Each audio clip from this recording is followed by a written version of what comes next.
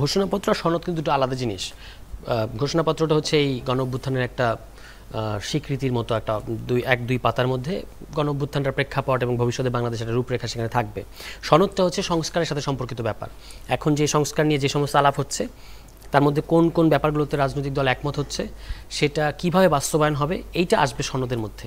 এবং সেখানে নাহিদ ইসলাম আমাদের দলের আহ্বায়ক, তিনি এই সর্বশেষ যে প্রধান উপদেষ্টার সাথে যে বৈঠক, সর্বদলীয় বৈঠক, সেখানে তিনি বলেছেন যে আগামী নির্বাচনটা হতে হবে, যখনই নির্বাচনটা হোক, মানে এই যে টাইম ফ্রেমটা আলোচনার মধ্যে আছে, একটা তো টাইম ফ্রেম আমরা পাচ্ছি, এর মধ্যে নির্বাচনটা হতে হবে। এবং এটা কিন্তু সেটা হতে হবে জুলাই সনদের ভিত্তিতে। আমরা যদি জুলাই সনদের আগে নির্বাচনের তারিখটা ঘোষণা করে দেই, তাহলে যে সমস্যাটা হবে যে নির্বাচন তো একটা প্রতিদ্বন্দ্বিতামূলক পরিবেশ ডিজার্ভ করে, মানে নির্বাচনের সময় দলগুলো পরস্পরের সাথে প্রতিযোগিতা করবে। কিন্তু সনদ, এই সংস্কার, এগুলো তো একটা ন্যাশনাল কনসেনসাসের ব্যাপার, ঐক্যমত্যের ব্যাপার।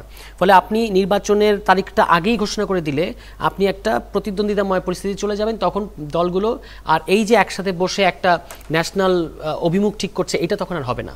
তো এখন নাহিদ ইসলাম তো কিন্তু আবার এটা বলেন নাই যে আপনারা জাতীয় জুলাই সনদটা ওই 2026 সালের ডিসেম্বরে দেন। তিনি বলেছেন যে এই যে অগাস্টে 1 বছর পূর্তি হচ্ছে, 5 অগাস্ট, এর মধ্যে কি কি সংস্কার করবেন সেটা দ্রুত, এই যে আমরা ধারাবাহিকভাবে বসছি, ঈদের পর আবার বসা হবে, দ্রুত ঠিক করেন, কি কি চেকলিস্টটা বের করেন, কি কি করবেন, কোন কোন সংস্কার করবেন, সেটা জুলাই সনদে লেখেন। এবং জুলাই সনদের মধ্যে আপনি প্রণয়ন করার পরে সব দল নিয়ে বসে বলে দেন যে আমরা অমুক মাস, অন্তত এখন মাস বলেন, তফসিলের সময় আপনি ডেট বলবেন। এই হচ্ছে আমাদের দল থেকে বক্তব্য। এবং এটার কারণ খুব সঙ্গত কারণ আমাদের কাছে আছে, যেটা আমি একটু আগে ব্যাখ্যা করলাম। আরেকটা ব্যাপার আছে যে সনদ ছাড়া যদি নির্বাচন হয়, সেটা কিন্তু আমাদেরকে মানে আবারও 34 বছর আগে ফেরত নিয়ে যাবে।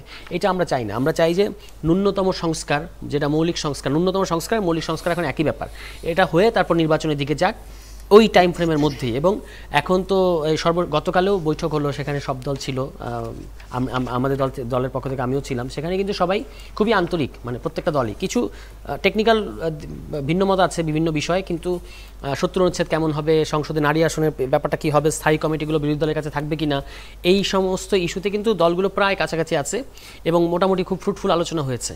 এবং সবাই নমনীয়, সবাই কোঅপারেটিভ, আমি অন্তত যেটুকু দেখেছি। এখন ঈদের পরে আবার টানা শুরু করবে, তারা প্রতিদিন বসবে। তার মধ্যে দিয়ে কমিশনও চায় যে জুলাইয়ের মধ্যে সনদটা হয়ে যাক। তো জুলাইয়ের মধ্যে সনদ হয়ে গেলে আমার ধারণা এই যে এখন যে নির্বাচনের তারিখ নিয়ে এত আলোচনা, এটা তখন সনদের পরেই নির্বাচনের তারিখটা ঘোষণা বা অন্তত মাসটা ঘোষণা তখন করে ফেলবে সরকার, আমার ধারণা মনে হচ্ছে আর কি, সমস্ত কিছু দেখে।